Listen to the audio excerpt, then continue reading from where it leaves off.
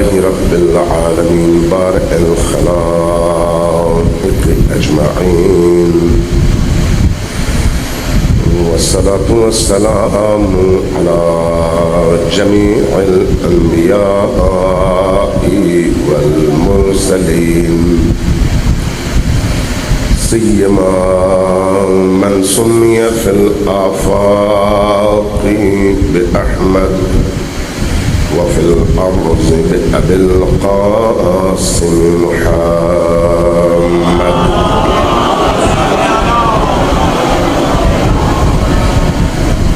والصلاة والسلام على أولاده الطيبين الطاهرين المعصومين الميامين، واللعنة الدائمة على أعدائهم أجمعين من يوم عداوتهم إلى قيام يوم الدين. أما بعد، فقد قال رسول الله صلى الله عليه وآله: مثل أهل بيتي كمثل سفينة نوح، فمن ركبها نجا ومن تخلف عنها غرق هلك وهوى. صلوات الله.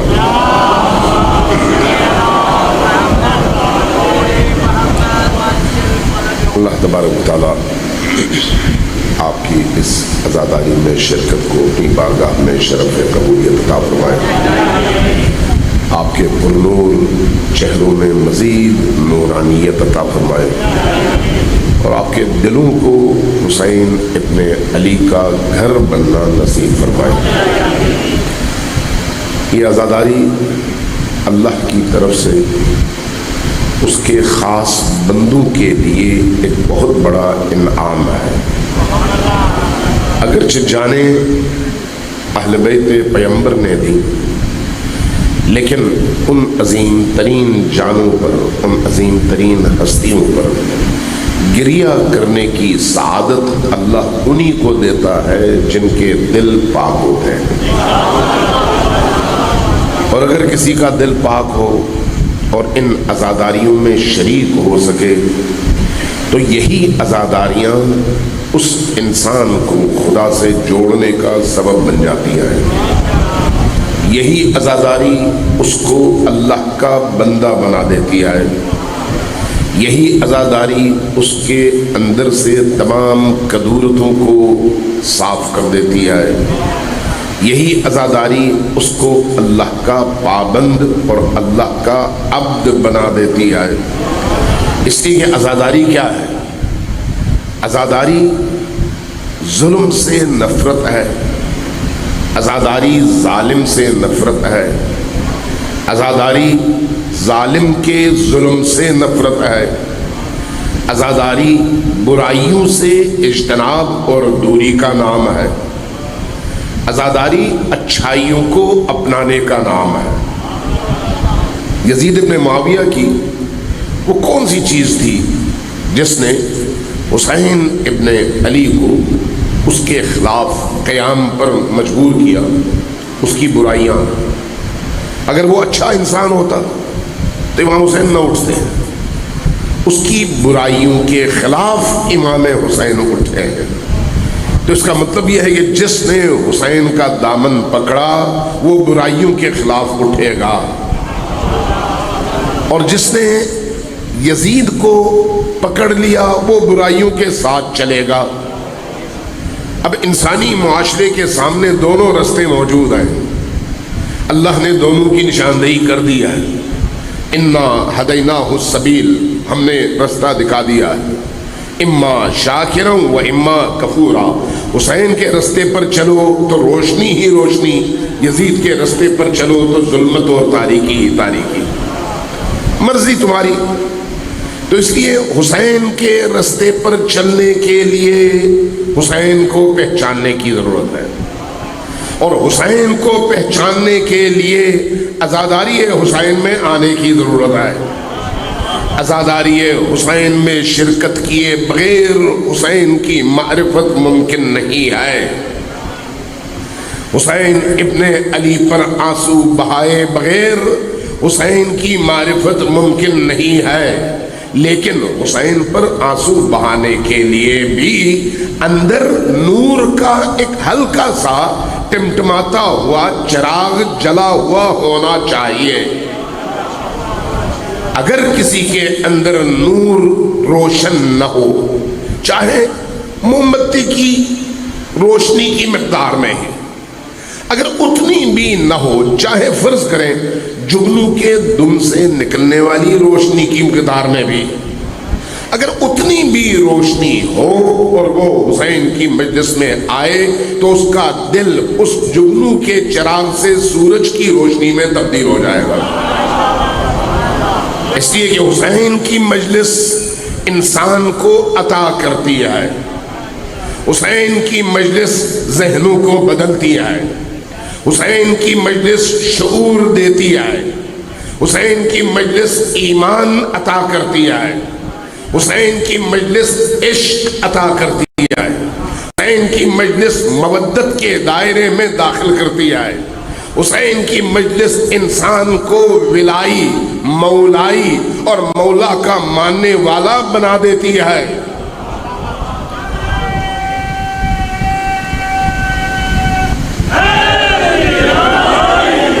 اس لیے کہ یہ مجلس نور ہے. یہ مجلس نور ہے. اس لیے یاد رکھیں، انسان جب گناہوں سے آلودہ ہو تو گناہوں سے نکلنے کو اس کا، لیکن وہ چائے پیتے ہوئے آپ کی طبیعت عجیب ہو جاتی ہے. کیوں؟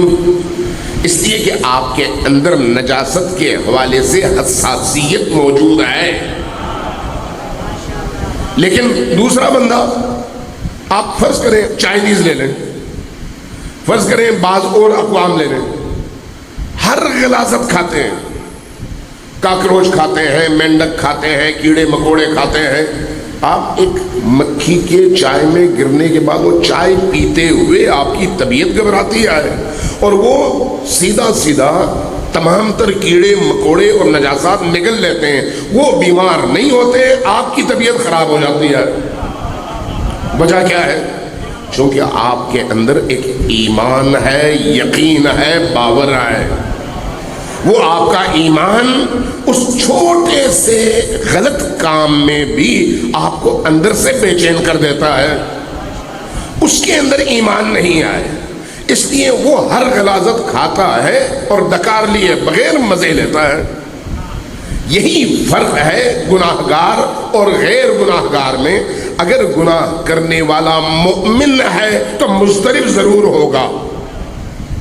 گناہ کرنے والا اگر علی ہے تو گناہ کے بعد بے چین ضرور ہوگا. اگر گناہ کرنے والا علی سے عشق رکھتا ہے تو وہ اندر سے بے تاب ضرور ہوگا کہ میں نے غلطی کیا ہے. لیکن اگر وہ علی والا نہیں ہوگا تو وہ بڑے سے بڑا گناہ کرے، اس کی صحت پر ذرہ برابر اثر. یہ یاد رکھیں، یہ خصوصیت ہے. اپنے آپ کو بھی اگر تولنا چاہے ترازو کے پلڑے میں رکھ کر تو یہ دیکھ لیں کہ گناہ کے بعد آپ کے اندر اضطراب پیدا ہوتا ہے یا نہیں ہوتا، بے چینی پیدا ہوتی ہے یا نہیں ہوتی. اس لیے کہ گناہ نجاست ہے. میرا موضوع اس وقت ولایت ہے، لیکن میں اسی گناہ کو ولایت سے جوڑ کر آپ کے سامنے پیش کروں گا. گناہ نجاست ہے، ولایت پاکیزگی ہے. سمجھ آ رہی ہے میں کیا عرض کروں؟ گناہ نجاست ہے، ولایت پاکیزگی ہے. جو گناہ کر رہا ہو وہ ولایت کے اندر رہ نہیں سکتا. توجہ ہے آپ کی؟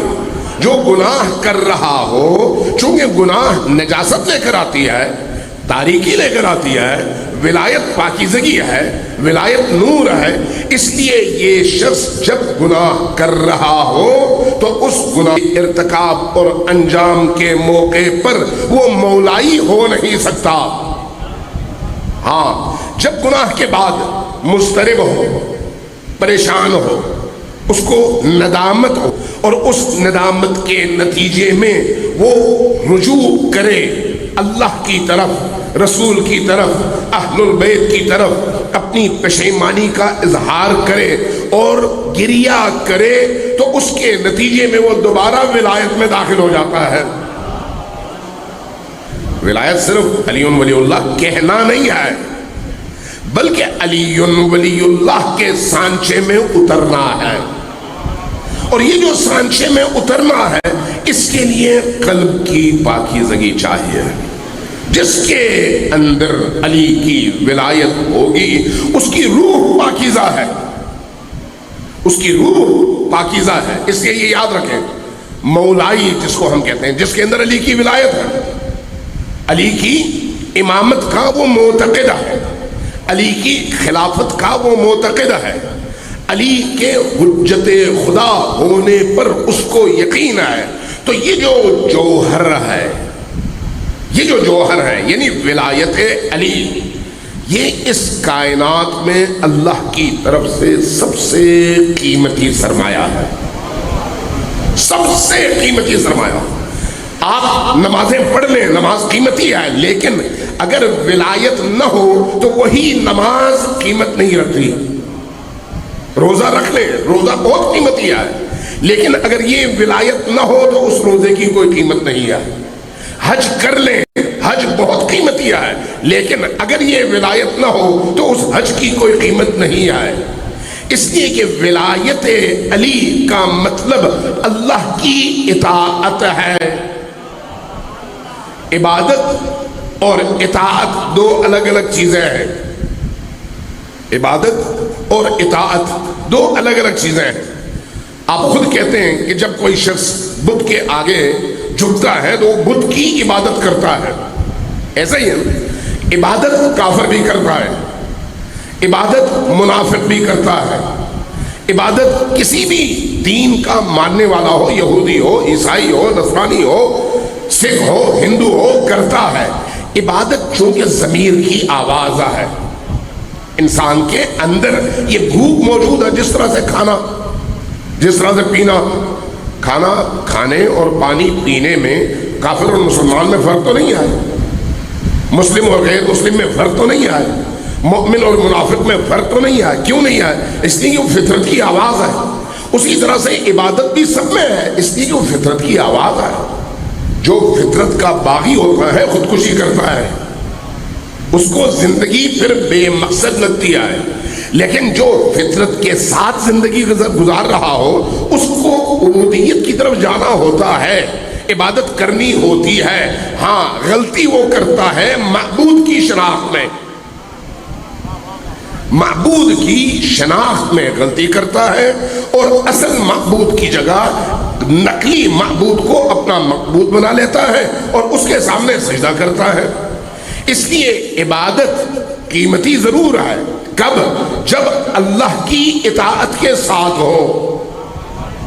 اگر اللہ کی اطاعت کے ساتھ ہے تو آپ کی 2 رکعت نمازیں اللہ کی بارگاہ میں اگر قبول ہو جائیں تو آپ کی ساری زندگی کا سب سے بڑا سرمایہ یہی 2 رکعت نمازیں ہیں۔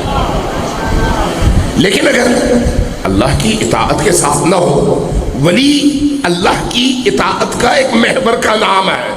اللہ نے خود یہ حکم فرما دیا ہے کہ اللہ کی اطاعت، رسول کی اطاعت اور ولی کی اطاعت ایک طرح کی اطاعتیں ہیں۔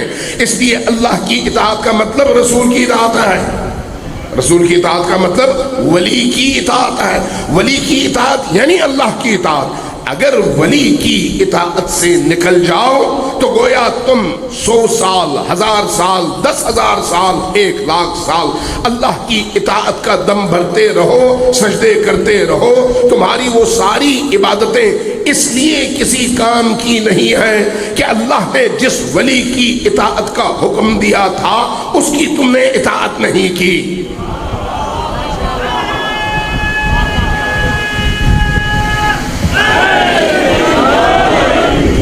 اس لیے عزاداری سید الشہداء اس ولایت کو انسان کے اندر زندہ کرنے کا سبب ہے۔ عزاداری ہے سید الشہداء. اس لیے عزاداری انسان کو نمازی بھی بناتی ہے اور ماتمی بھی بناتی ہے. کیسے ہو سکتا ہے کہ ماتمی ہو نمازی نہ ہو، نمازی ہو ماتمی نہ ہو؟ ممکن نہیں ہے. یعنی یہ ایسے ہی ہے جیسے سانس لینا اور کھانا کھانا. جو سانس لیتا ہے وہ کھانا بھی کھاتا ہے، جو کھانا کھاتا ہے وہ سانس بھی لیتا ہے. یہ نہیں ہو سکتا کہ کسی کو سانس نہ آئے اور وہ کھانا کھا سکتا ہو، کوئی کھانا کھا سکتا ہو اور سانس نہ لے. ممکن نہیں ہے. انسان کی حیات کے لیے دونوں ضروری ہے. اسی طرح سے عزاداری اور نماز دونوں انسان کے ایمان کی حفاظت کے ذمہ دار ہیں. ممکن نہیں ہے کہ کوئی شخص نماز نہ پڑھے اور سمجھے کہ میں تو بڑا مومن ہوں. ممکن نہیں ہے. اور کوئی شخص عزادار نہ ہو، علی کی ولایت پر معتقد نہ ہو، علی کے بچوں کا غم اس کے اندر نہ ہو، علی کے دکھ کو اپنا دکھ نہ سمجھتا ہو، علی کے بچوں کی ان دردوں کو محسوس نہ کرتا ہو، نمازیں پڑھتا رہے پڑھتا رہے پڑھتا رہے پڑھتا رہے. نہیں، ان نمازوں کا ایک ذرہ برابر بھی ایسے نمازی کو فائدہ نہیں ہے جو علی سے دور ہو. علی سے دور ہو.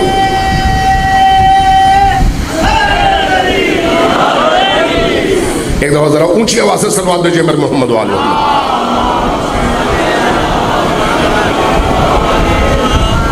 چند باتیں آپ سے عرض کرنا چاہوں گا اگر آپ سننے کے لیے آمادہ ہیں، چونکہ آج ٹائم ذرا کم ہے اور اب بھی تقریباً آدھا گھنٹہ ایسے ہی گزر گیا اور انہوں نے مجھے بتایا کہ 10:30 تک کا ٹائم ہے. تو مجھے نہیں سمجھ آتی کہ میں کیسے 10:30 تک آپ تک اپنی باتیں پہنچا پاؤں. ایک دفعہ صلوات بھیجیے میرے محمد والے. عزاداری کیا کرتی ہے انسان کے ساتھ؟ قلب کو نورانی بنا دیتی ہے. جس انسان کے دل میں عشق حسین آ جائے، عشق حسین، وہ دل حرم حسین بن جاتا ہے. یہ میں اپنی طرف سے نہیں کہہ رہا، یہ حدیث میں بتا رہا ہوں آپ کو. جس دل میں عشق حسین آ جائے وہ دل حسین ابن علی کا حرم بن جاتا ہے. یعنی وہ دل قبر حسین کہلاتا ہے. یعنی اس دل میں حسین مدفون ہے. شرط کیا ہے؟ دل پاکیزہ ہو. نجس جگہوں میں وہ ہستیاں نہیں آتی.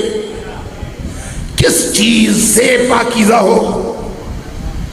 اور طرف بات ہے یا نہیں؟ کس چیز سے پاک ہو دل؟ جھوٹ سے پاک ہو، تہمت سے پاک ہو. تہمت نجاست ہے، جھوٹ نجاست ہے، نامحرموں کی طرف دیکھنا نجاست ہے، گالیاں دینا نجاست ہے، غلط سوچوں کو اپنے اندر جگہ دینا نجاست ہے. اس طوفانی مصیبت کے اندر غلط چیزوں کو نگاہوں سے دیکھنا نجاست ہے. تو یہ ساری نجاستیں اگر دل میں ہوں تو اس دل میں حسین کا گھر نہیں بن سکتا. حسین کا گھر وہ دل ہے جو دل آب زمزم سے دھلا ہوا ہو، جو دل پاکیزہ ہو، جو دل نورانی ہو. اس لیے جو دل حسین ابن علی کا گھر بن جائے وہ دل کبھی بھی یزید اور یزید جیسوں کے لیے ایک چھوٹا سا سوراخ اور دریچہ بھی کھولتا نہیں ہے. یہ جو ہم کہتے ہیں لا الہ الا اللہ، لا الہ الا اللہ، یا ہم یہ جو کہتے ہیں تولا اور تبرہ، مجھے نہیں یاد آپ کو میں نے یہ بات کہی ہے یا نہیں. یہ جو ہم کہتے ہیں تولا اور تبرہ، تبرہ گالی نہیں ہے، تبرہ عبادت ہے. آپ توجہ دے رہے ہیں؟ میرے شیعہ سنی جتنے بھی یہاں پر تشریف فرما ہے غور سے سن لیں. تہمت نہ لگائیں ایک دوسرے پر کہ فلاں لوگ گالیاں دیتے ہیں. نہیں، تبرہ گالی نہیں ہے اور گالی تبرہ نہیں ہے. توجہ چاہیے آپ کی. گالی تبرہ نہیں ہے اور تبرہ گالی نہیں ہے. گالی حرام ہے، گالی نجاست ہے، گالی کو عربی میں سب اور شتم کہا جاتا ہے، لیکن تبرہ کیا ہے؟ تبرہ عبادت ہے۔ عبادت کس معنی میں؟ جب آپ کہتے ہیں لا الہ الا اللہ، تو آپ پہلے کیا کہتے ہیں؟ لا الہ۔ لا الہ تبرہ ہے، توجہ دے رہے ہیں؟ لا الہ تبرہ ہے، الا اللہ تبلہ ہے۔ تبرہ کا مطلب کیا ہے؟ یعنی میں ہر طرح کے خداؤں کی نفی کرتا ہوں اور نہیں مانتا، ہر طرح کے خداؤں کی میں نفی کرتا ہوں اور کسی ایسے خدا کو نہیں مانتا جو میرے خدا کے مقابلے میں کھڑا ہو۔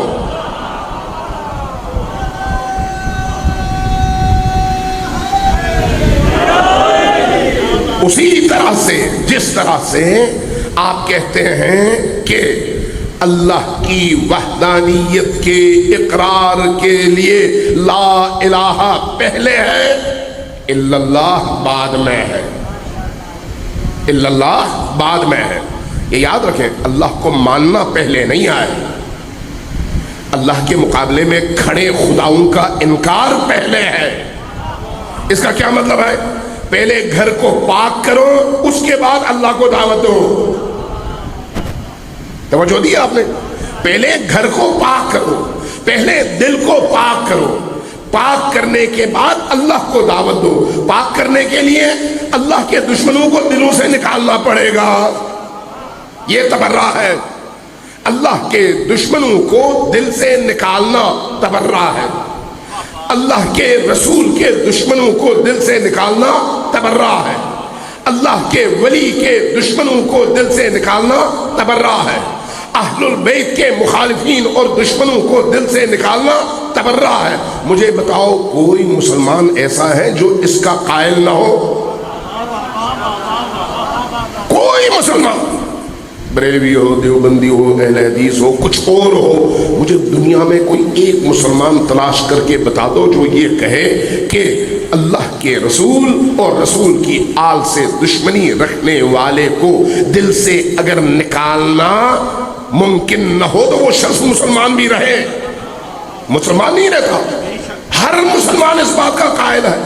تو اس کا مطلب ہے اپنے ذہن کو کھولو کہ تبرہ گالی نہیں ہے، اللہ کے اس ولی اور اس ولی کی آل کے دشمنوں سے اپنی لا تعلقی کا اعلان ہے۔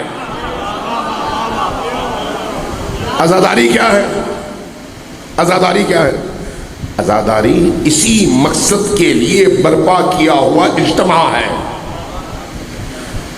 جب آپ کہتے ہیں لا الہ الا اللہ اور جب آپ کہتے ہیں یا حسین، پیغام دونوں کا ایک ہی ہے۔ جب آپ کہتے ہیں لا الہ الا اللہ یعنی آپ کہتے ہیں میں اللہ کے علاوہ کسی کو نہیں مانتا، اور جب آپ کہتے ہیں یا حسین تو آپ کہتے ہیں حسین حق کا امام ہے، حسین حق کا علمبردار ہے، حسین حق کی آواز ہے، حسین حق کی طرف ہدایت کا منارہ ہے، حسین کشتی حق ہے اور نجات کا رستہ ہے۔ اس لیے اس حسین کے علاوہ جتنے رستے ہیں سارے باطل، میں کسی باطل رستے کو ایک لمحے کے لیے نہیں مانتا۔ یہ تبرہ ہے، یہ تبرہ ہے نہ ماننا، اور حسین کو ماننا کیا ہے؟ تولا ہے، عزاداری ہے سید الشہداء۔ اسی تولا اور تبرہ کی عملی تجسیم ہے۔ عزاداری ہے سید الشہداء، انسان کے دل کو اللہ سے جوڑنے کی وہ مجلس اور محفل ہے جس میں جب انسان باہر کی دنیا میں مال، شہرت، دنیا کی آلائشات، چمک دمک، لالچ، طمع اور خواہشات نفسانی میں گھر کر، گندا ہو کر، اسیر ہو کر، غبار آلود ہو کر بے چین ہو جاتا ہے، تو حسین کی اس مجلس میں آ کر جب آنسو بہاتا ہے تو اس کے وہ آنسو اس کے دل میں موجود ان تمام کدورتوں اور ان تمام گندگیوں کو بہا کر لے جاتے ہیں، اور وہ انسان حسین سے جڑ کر موحد بھی بنتا ہے، مومن بھی بنتا ہے۔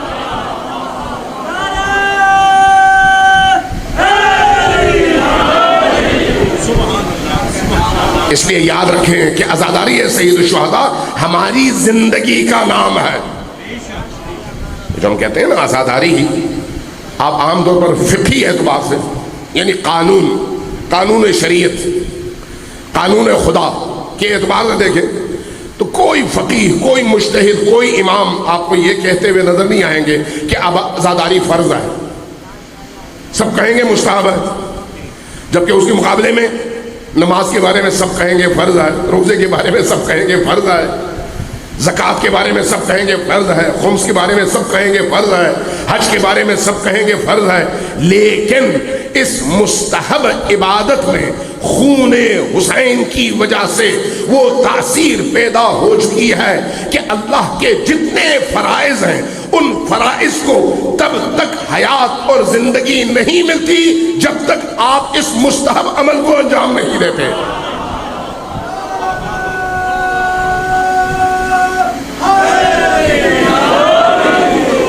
یعنی یہ مستحب عبادت ان تمام فرض عبادتوں کو زندہ کرنے کا سبب ہے، اور اگر یہ مستحب عبادت نہ ہو تو وہ سارے فرائض مر جاتے ہیں،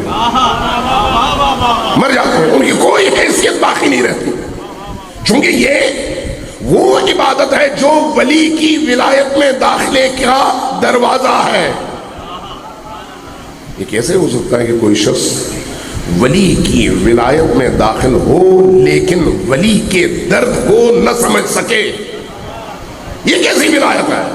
یہ کیسے ہو سکتا ہے کہ کوئی شخص ولی پر ایمان رکھتا ہو لیکن ولی کے دشمن سے اس کے اندر کدورت اور دشمنی پیدا نہ ہو؟ ولی کی ولایت میں داخل ہونے کا کیا مطلب ہے؟ آئینہ بننا. آئینہ دیکھا ہوا آپ نے؟ آئینے کو اگر آپ سورج کے سامنے رکھیں تو کیا ہوتا ہے؟ سورج کی روشنی کو یہ اپنے اندر پہلے لیتا ہے، اس کے بعد چھوڑتا ہے.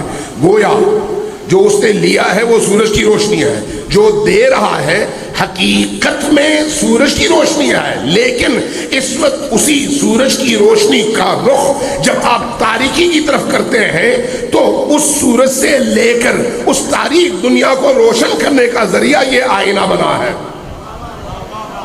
ایک مومن، ایک عزادار، ایک سید الشہداء کا ماتمی، سید الشہداء سے، امام حسن مجتبی سے، فاطمہ الزہرا سلام اللہ علیہا سے، امیر المؤمنین علی ابن ابی طالب سے، اور ان کے بھائی، ان کے مولا نبی کریم صلی اللہ علیہ وآلہ وسلم سے ایمان اور ہدایت کی روشنی لیتا ہے، اور باقی دنیا کی طرف اسی روشنی کا رخ کرتا ہے تاکہ باقی دنیا بھی اس روشنی میں آ کر ایمان میں داخل ہو جائے.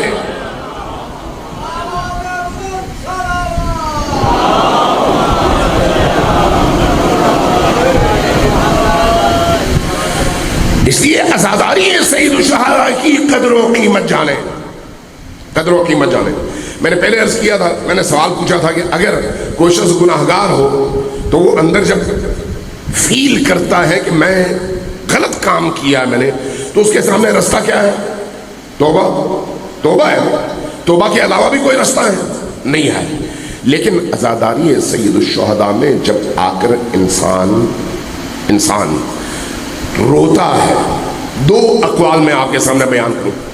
ایک علامہ محمد حسین طباطبائی صاحب تفسیر المیزان، بہت بڑے عارف، بہت بڑے فقیہ، بہت بڑے مفسر قرآن، بہت بڑی ہستی جن کے باطن کی آنکھیں کھلی ہوئی تھیں اور اہل بصیرت تھے اور حقائق عالم کو دیکھتے تھے. ایسی شخصیت. وہ کہتے ہیں کہ عزاداری سید الشہداء پر جو آنکھ اشک آلود ہوتی ہے، اللہ تبارک و تعالیٰ ان اشکوں کی وجہ سے اس کے سارے گناہ معاف کر دیتا ہے. ان اشکوں کی وجہ سے. ایک اور عارف کو میں نے پڑھا، انہوں نے اس سے اگلا جملہ کہا، فرمایا کہ کوئی شک نہیں کہ عزاداری سید الشہداء گناہوں کی معافی کا سبب ہے، لیکن ایک فرق ہے. جو انسان اللہ کی بارگاہ میں آ کر گریہ کرتے ہوئے معافی مانگتا ہے اور توبہ کرتا ہے تو توبہ بھی گناہوں کی معافی کا سبب ہے. اور امام حسین پر بہنے والے اشک بھی گناہوں کی معافی کا سبب ہے، لیکن دونوں میں ایک فرق ہے، وہ کیا ہے؟ جو انسان توبہ کرتا ہے، روتا ہے، اس کے گناہ معاف ہو جاتے ہیں، لیکن وہ دوبارہ گناہ کر سکتا ہے۔ لیکن جب کوئی شخص امام حسین علیہ السلام پر صدق دل سے آنسو بہائے تو ان آنسو کی وجہ سے یہ آنسو اس شخص کے اندر گناہ کی جڑوں کو جلا کر ختم کر دیتے ہیں۔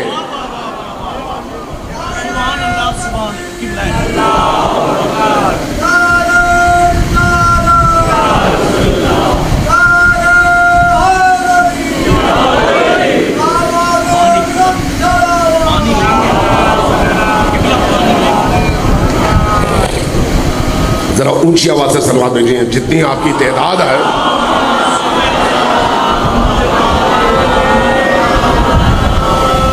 آپ کی تعداد جتنی ہے، آپ کی صلوات کی آواز ایسی نہیں ہے۔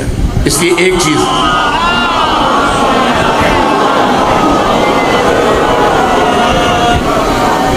جب آپ صلوات بھیجیں میں آپ سے یہ ریکویسٹ کروں، نمبر 1 سب مل کر بھیجیں، نمبر 2 جب صلوات بھیجیں تو سب مل کر وقت کے امام کو بھی یاد کرتے ہوئے وَعَجِّلْ فَرَجَهُمْ کہہ کر اس کی بارگاہ میں یہ عرض کریں کہ مولا میں آپ کے ظہور کا منتظر ہوں۔ صلوات بھیجیں پر محمد و آل محمد۔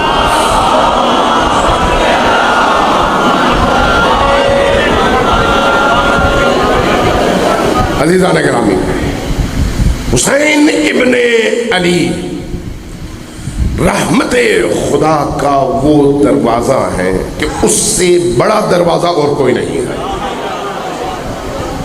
تمام دروازوں میں سب سے جلدی کھلنے والا دروازہ حسین کا دروازہ ہے۔ سب سے زیادہ مہر اور محبت والا دروازہ حسین کا دروازہ ہے۔ سب سے زیادہ اللہ کی بارگاہ میں قبولیت کا دروازہ حسین کا دروازہ ہے، کیونکہ حسین کو نہ اللہ رد کرتا ہے نہ رسول اللہ رد کرتے ہیں۔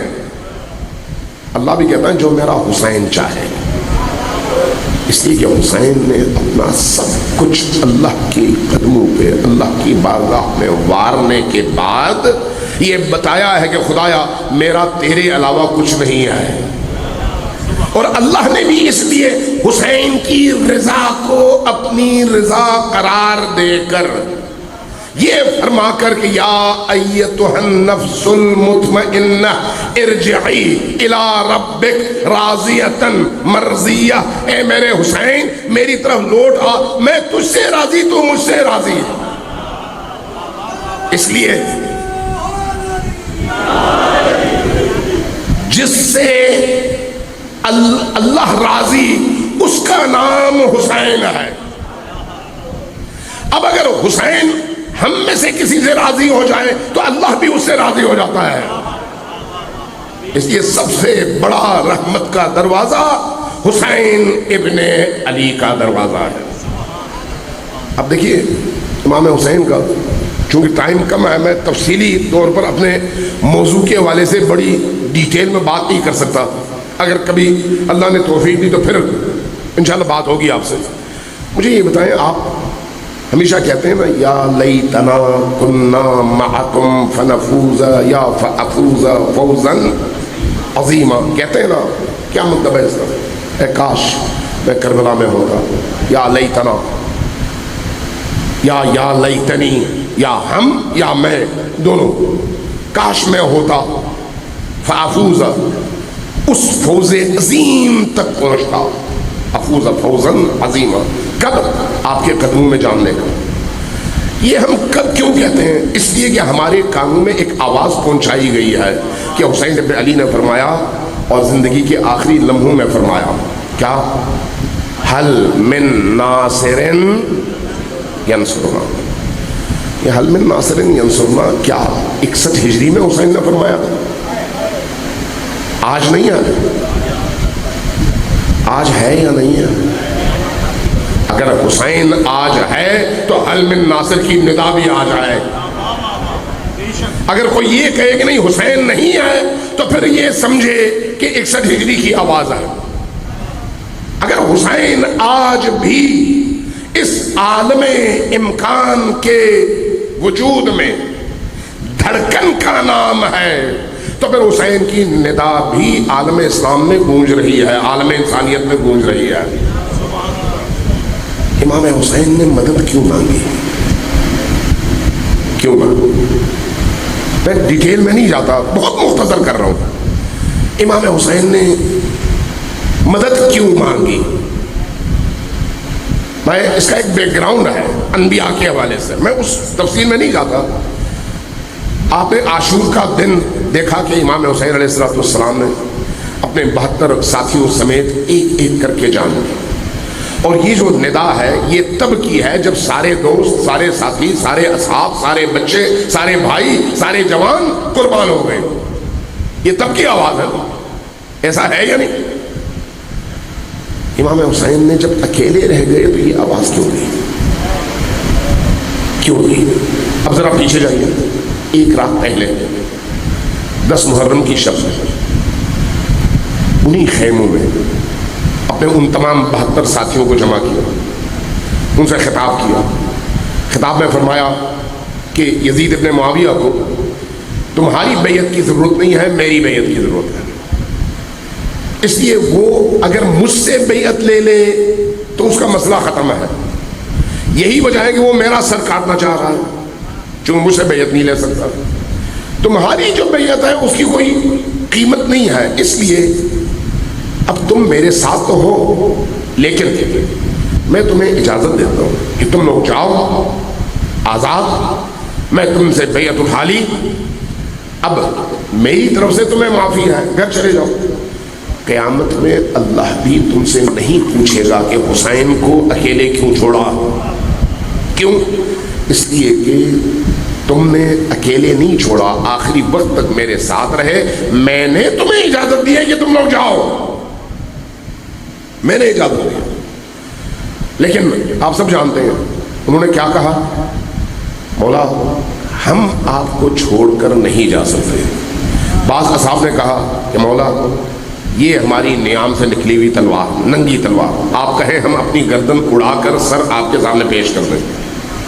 اگر یہ جان ایک ہے, اللہ 1000 دفعہ یہ جان دے, 1000 دفعہ ہمارے سر کٹے, 1000 دفعہ ہمارے جسم اور ہمارے سر کو جلا دیا جائے, 1000 دفعہ اس جلے ہوئے باڈی کی خاک اور راکھ اڑا دی جائے, اور اس کے بعد دوبارہ ہمیں زندگی ملے تو ہم آپ کے قدموں میں پھر دوبارہ جان دینا چاہیں گے. یہ جواب تھا اصحاب حسین. امام حسین نے ان سے کیا کہا؟ کہا کہ پھر یاد رکھو تمہارے اور جنت کے درمیان ایک پل ہے, اور وہ پل آج کی رات ہے. کل تم اس وقت جنت میں میرے جد محمد رسول اللہ کی بارگاہ میں حاضر ہو گے, میرے والد علی مرتضیٰ کی بارگاہ میں حاضر ہو گے. آج کی رات اس والے سے تمہارے اور جنت کے درمیان پل کی رات. یہ بات آپ نے سنی ہے. اب وہی حسین ہے, وہی حسین. عجیب ہے, عجیب ہے. ذرا غور کریں کہ امام حسین نے اپنے لشکر کے سامنے یہ اعلان کر کے کہ سب جاؤ میری طرف سے آزاد ہو, پوری دنیا کو تا قیام قیامت یہ بتا دیا کہ دیکھ لو میرے ساتھ جتنے تھے وہ سب کے سب پاک و پاکیزہ لوگ تھے. میرے سپاہیوں کے درمیان کوئی بھی مجبور نہیں تھا, سب کے سب با اختیار تھے, اور سب کے سب با ایمان تھے, اور جتنے بھی صالح ترین لوگ تھے وہ میری فوج میں شامل تھے. یزید کے لشکر کے سامنے کھڑے ہوئے اور وہاں پر بھی یہی اعلان کیا, آؤ میری طرف. ادھر کہا جاؤ, ادھر کہا آؤ, کوئی نہیں آیا. یہ اعلان تھا دیکھ لو اس لشکر میں کوئی ایک بھی حلال کا نہیں ہے, کوئی ایک بھی پاکیزہ نہیں ہے. اس لشکر میں کوئی ایک بھی گندا نہیں ہے, اور اس لشکر میں کوئی ایک بھی پاک نہیں ہے. واضح کیا ان دو دعوتوں کے ذریعے سے. دوسری بات، اب رات سب کو کہہ رہے ہیں جاؤ، دوسرے دن عصر میں آواز دے رہے ہیں کوئی ہے جو میری مدد کرے. آپ ذرا غور کریں کہ جب انسان اکیلا رہ جائے تو اس کے چاروں طرف اس کے بھائیوں کی لاشیں ہوں، اس کے جوانوں کی لاشیں ہوں، اس کے بچوں کی لاشیں ہوں، اس کے اصحاب کی لاشیں ہوں، تو اس وقت ایسا شخص زندگی طلب کر رہا ہوتا ہے یا موت؟ لیکن ایسے موقع پر حسین ابن علی کیا کہہ رہے ہیں؟ کوئی ہے جو میری مدد کرے. یہ مدد سامنے والے لشکر سے نہیں ہے، یہ تا قیامت آنے والے انسانوں سے ہے کہ لوگوں جہاں جہاں تک جب میری حل من ناصر کی ندا پہنچے تو تم دیکھ لینا تمہارے درمیان وہ کون ہے جو اٹھ کر حسین کی ندا پر کہے لبیک یا حسین، میں تیار ہوں. لبیک یا حسین، لبیک یا حسین، لبیک یا حسین، لبیک یا حسین. صلوات بھیجیں بر محمد و آل محمد.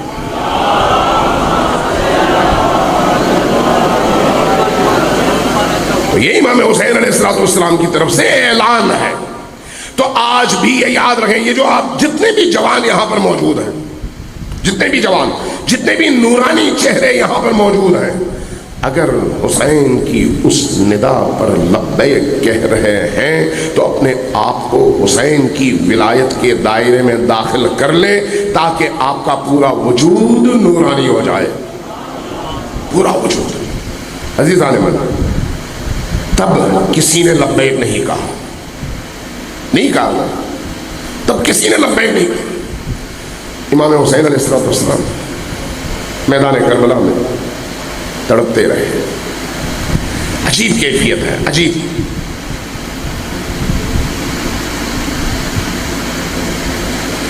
کہ حسین ابن علی اکیلے میدان کارزار میں دشمن کی نگاہوں کے سامنے کھڑے ہیں اور چاروں طرف دیکھتے ہیں.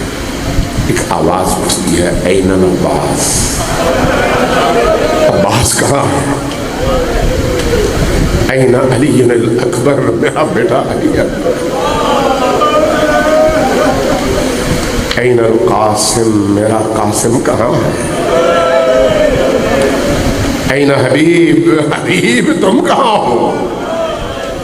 میں سب کو پکار رہا ہوں، کوئی میری آواز پر لبیک کہنے والا نہیں. سب کو بلا رہا ہوں، کسی کی آواز اٹھ نہیں رہی. پھر ان کی آواز سے فرمایا حل من ناصر ینصر، کیا کوئی ہے جو مجھ حسین کی اس تنہائی میں مدد کر سکے اور میرا ساتھ دے. اچانک خیموں سے آواز آئی، رونے کی، گریے کی، بکا کی. تڑپے فوراً پہنچے خیمے میں. کیا دیکھا؟ ننھے علی اصغر کا گہوارہ خالی ہے اور علی اصغر نے اپنے آپ کو زمین پر گرایا ہوا ہے اور وہ رو رو کر کہہ رہا ہے کہ بابا جان میں حاضر ہوں آپ کی مدد کے. مقدرات عصمت و طہارت کہہ رہی ہے کہ مولا جب سے آپ کی آواز صحرائے کربلا میں گونجی ہے یہ بچہ ایک لمحے کے لیے گہوارے میں لیٹا نہیں ہے. یہ بچہ بار بار اپنے آپ کو گرا رہا ہے اور رو رہا ہے. فرمایا لاؤ اس بچے کو تیار کرو، لاؤ اس بچے کو تیار کرو. تیار کیا. تیار کرنے کے بعد باہر نکلے. جب باہر نکلے تو یہ بچہ آپ کے ہاتھوں میں یوں بلند ہے، یوں بلند ہے. حمید ابن مسلم اور بعض دیگر راویوں نے لکھا ہے کہ جب حسین اس بچے کو لے کر میدان کی طرف چل پڑے تو لشکر اشقیاء نے دیکھا تو آپس میں کہنے لگے اب حسین کو کیا ہوا ہے، قرآن لے کر آ رہے ہیں، قرآن لے کر آ رہے ہیں. حسین ذرا آگے بڑے، قریب پہنچے. پہنچ کر پھر فرمایا کہ لوگوں یہ میرا ششمہ ہے، معصوم ہے، 3 دن سے پانی بند ہے، اس کی ماں کا دودھ خشک ہو چکا ہے، بچہ بھوکا بھی ہے اور پیاسا بھی ہے. کیا اس بچے کو چند قطرے پانی کے پلا سکتے ہو؟ چند قطرے پانی پلا سکتے ہو؟ کہیں سے کوئی جواب نہیں آتا. جب جواب نہیں آتا تو زمین پر رکھ دیتے ہیں. کہتے ہیں اگر تمہیں یہ خوف ہے کہ اس بچے کے بہانے پانی میں پی لوں گا تو میں پیچھے ہٹ جاتا ہوں, تمہیں میں سے کوئی آئے اس بچے کو چند قطرے پلا دے. پیچھے چلے گئے, دیکھا کوئی آگے نہیں بڑھا, پھر خود آگے بڑے, بچے کو اٹھایا. بعض مورخین کہتے ہیں کہ مولا نے بچے سے کہا کہ میرے بیٹے ذرا ان کو دکھا دو اور بتا دو کہ تم پیاسے ہو. بچے نے کیا کیا, اپنے خشک زبان باہر نکالی اپنی اور اپنے خشک ہونٹوں پر پھیرنے لگا.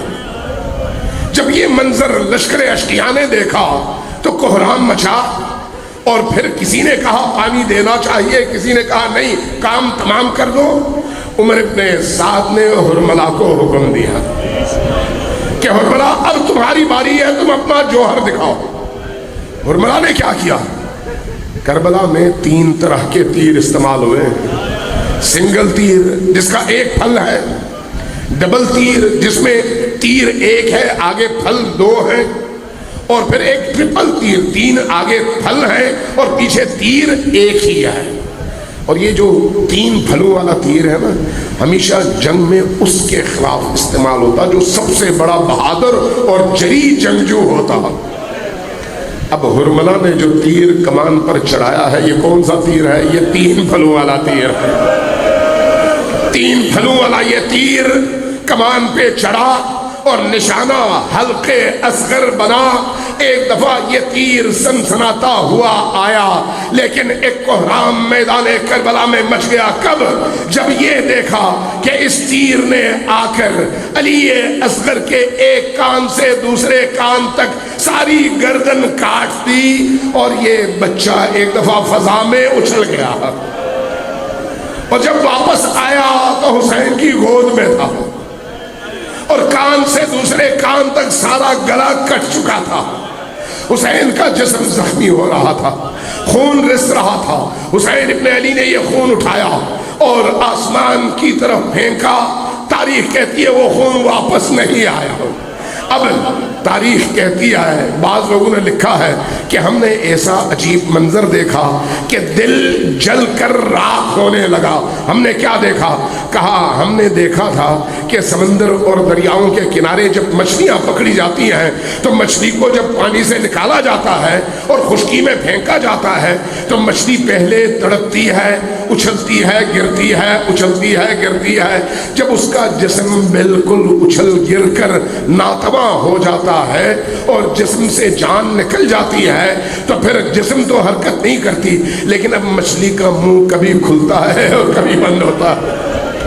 ہم نے دیکھا یہ بچہ ایک دفعہ حسین کی آغوش سے اچھلا, فضا میں دوبارہ گرا آغوش حسین میں. اب بچے کا خون اتنا بہ گیا کہ اس بچے میں ہلنے کی طاقت نہیں رہی. اب کیفیت یہ تھی کہ کبھی اس بچے کا منہ بند ہوتا تھا اور کبھی کھلتا تھا, کبھی بند ہوتا کبھی کھلتا. حسین اس بچے کو دیکھتے اور اس خون سے اپنا چہرہ رنگتے. ایک دفعہ جب دیکھا بچے کی روح نکل چکی ہے تو اب واپس خیام کا رخ کیا. لیکن مورخ لکھتے ہیں کہ 6 دفعہ خیمے کے قریب آئے اور واپس چلے گئے. حیدر کرار کے بیٹے میں ہمت نہیں تھی کہ اس معصوم کے لاشے کو لے کر خیمے تک پہنچ سکے. 7ویں بار بڑی ہمت کی, بڑا حوصلہ کیا ہے, بہت ہی ہمت سے کام لیا. خیمے کے دروازے تک آئے. جیسے ہی خیمے کا پردہ کھلا اور حسین داخل ہوئے, اس معصوم بچے کی ماں رباب سامنے مضطرب کھڑی تھی. جیسے ہی ماں کی نگاہ اپنے بچے کی کٹی ہوئی گردن پر پڑی, ایک دفعہ یہ ماں چیخی اور پکاری, یا بنیا امثلک ینہر, اے میرے ننھے سے شہزادے, کیا تم جیسے معصوم بچوں کو بھی اونٹ کی طرح سے ذبح کیا جاتا ہے؟ اونٹ کی طرح سے. اس لیے تاریخ کہتی ہے کہ یہ ماں جب تک زندہ رہی تب تک کبھی سائے میں نہیں بیٹھی, ہمیشہ دھوپ میں بیٹھتی. جب یہ قافلہ واپس پہنچا نا مدینے تو مدینے میں زینب کبریٰ نے فرش عزا بچھائی اور مدینے کی اشراف اور خواتین آئیں تاکہ اس فرش عزا میں بیٹھ کر پرسہ دے سکیں اور غم حسین پر ماتم کر سکیں۔ اس اسنا میں کسی قبیلے کی سردار کی بیوی اور بیٹیاں آئیں، دیکھا صحن میں ایک سیاہ صورت کی خاتون سر جھکائے بیٹھی ہے، قریب سے گزری، رحم آیا اس گرمی میں اور دھوپ میں خاتون اس دھوپ میں بیٹھی ہوئی ہے، چہرہ دیکھا کالا سیاہ ہے، قریب آ کر کہا کہ اے کنیز اٹھو اور سائے میں بیٹھ جاؤ۔ جیسے یہ جملہ کہا زینب کبریٰ کے کانوں میں یہ جملہ پہنچا، ایک دفعہ غرائیں علی کے لہجے میں اور اٹھی اور فرمایا کہ تم نے کیا کہا؟ یہ کنیز نہیں، یہ کنیز نہیں، یہ میرے بھائی حسین کی زوجہ، یہ علی اصغر کی ماں رباب ہے۔ پوچھا پھر دھوپ میں کیوں بیٹھی ہے؟ کہا جس کا ننھا شہزادہ ششماہا اس ظلم کے ساتھ اور درندگی کے ساتھ ظلم کے ساتھ شہید ہوا ہو، اس کی ماں کیسے سائے میں بیٹھے، کیسے دھوپ میں نہ بیٹھے۔ انا للہ و انا الیہ راجعون وسيعلم الذین ظلموا ای منقلب ینقلبون۔ نسألك اللهم وندعوك باسمك العظيم الأعظم الأعظم الأجل الأكرم۔ عزیزان گرامی، حسین ابن علی کی مجلس ہے اور یہ مجلس مستجاب الدعوہ مجلس ہوتی ہے جہاں پر دعائیں قبول ہوتی ہیں، اس لیے ان مجالس سے اٹھتے ہوئے کبھی بھی خالی ہاتھ واپس نہ جائیں، ہاتھ اٹھائیں، دعا کریں، دعا مانگیں، حاجات مانگیں اور اس کے بعد پھر اٹھیں۔ اس لیے آپ سب سے گزارش ہے کہ اپنی آوازیں بلند کر کے 10 بار اللہ کی کبریائی اور اس کے اسم جلالہ کو پکاریں، بک یا اللہ یا اللہ یا اللہ یا اللہ یا اللہ یا اللہ یا اللہ یا اللہ یا اللہ یا اللہ یا رحمان یا رحیم یا مقلب القلوب ثبت قلوبنا علی دینک۔ خدایا ہماری اس قلیل عبادت کو عظیم بارگاہ میں شرف قبولیت عطا فرما۔ آمین کی آوازیں کم ہیں، آپ کی حاجات نہیں ہیں، آپ کے دل حاجتوں سے بھرے ہوئے ہیں، شرمائے نہیں اللہ کی بارگاہ میں، اور وہ بھی آج کی اس رات میں اس طرح کی مقبول مجلس میں اللہ قبول فرمائے۔ خدایا ہم سب کے دلوں کو حسین ابن علی سے جوڑ دے، آواز اونچی رکھیں۔ یہ جو آمین ہے نا، فرشتوں کو پسند ہے، اللہ کو پسند ہے کہ لوگ اللہ کی بارگاہ میں یوں تڑپ کر آواز بلند کریں۔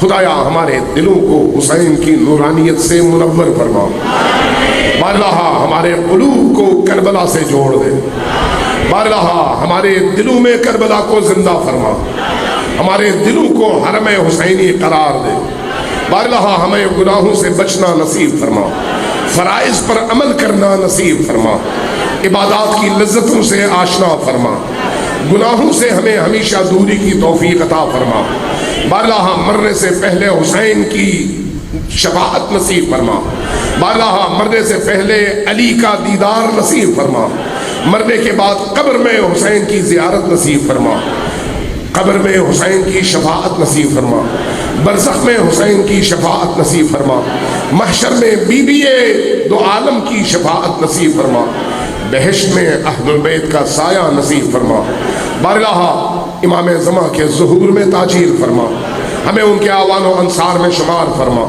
ان کے ظہور کی راہیں ہموار کرنے کی توفیق عطا فرما، بارگاہ ان کے قلب مبارک کو ہم سے راضی فرما، بارگاہ دنیا بھر میں جہاں جہاں ہمارے مراجع اعظام، مجتہدین کرام، فقہائے اعظام، رہبر عالم اسلام برسر پیکار ہیں ظلم کے خلاف، عدوان کے خلاف، جبر کے خلاف، یزیدیت کے خلاف، فرعونیت کے خلاف، خدایا ان تمام فقہا خصوصاً رہبر عالم اسلام کو فتح و نصرت عطا فرما، بارگاہ ہمیں اپنے ان راہ بروں کے سائے میں حسین کی ندا پر لبیک کہنے کی توفیق عطا فرما، بارگاہ انقلاب حسینی تک ہمیں زندہ رکھ، انقلاب مہدوی سے ہمیں متصل فرما، بارگاہ جو لوگ حاجت مند ہیں ان کی حاجات کو قبول فرما، جن کے گھر بیمار ہیں انہیں شفائے عاجل و کامل عطا فرما، صاحبان مجلس، صاحبان عزا اور بانیان مجلس کے تمام بیماروں کو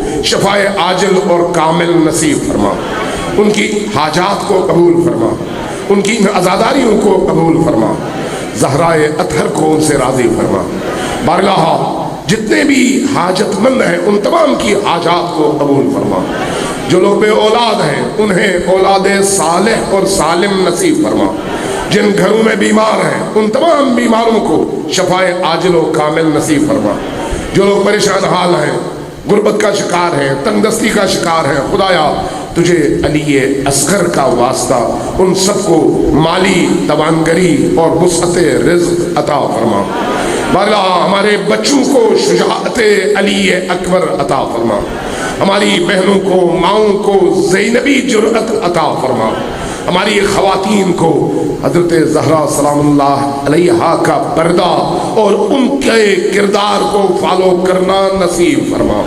بارگاہ ہم سب کو حسینی بن کر جینا اور حسینی بن کر مرنا نصیب فرما، ہمارے اس ملک کو صالح اور نیک حکمران عطا فرما، ظالمانہ نظام کو نیست و نابود فرما۔